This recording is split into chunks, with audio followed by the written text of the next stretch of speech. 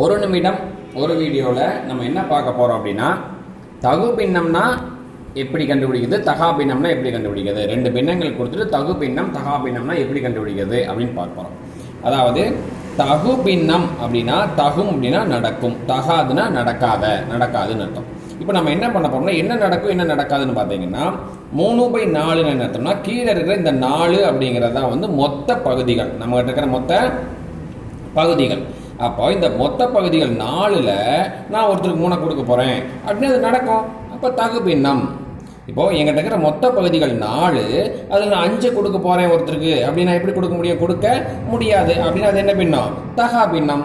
அப்போ இன்னும் எளிதாக சொல்லணும்னா, எடுத்துக்காட்டு என்ன சொல்லணும்னா, மனிதனை தகு பின்னம்னு சொல்லலாம், மரங்களை தகா பின்னம் சொல்லலாம். மனிதன் வந்து தலை சிறியதாகவும் உடல் பெரியதாகவும் இருக்குது, அது தகு பின்னம். மரங்கள் வந்து மேலே பெரியதாகவும் கீழே சிறியதாகவும் இருக்குது.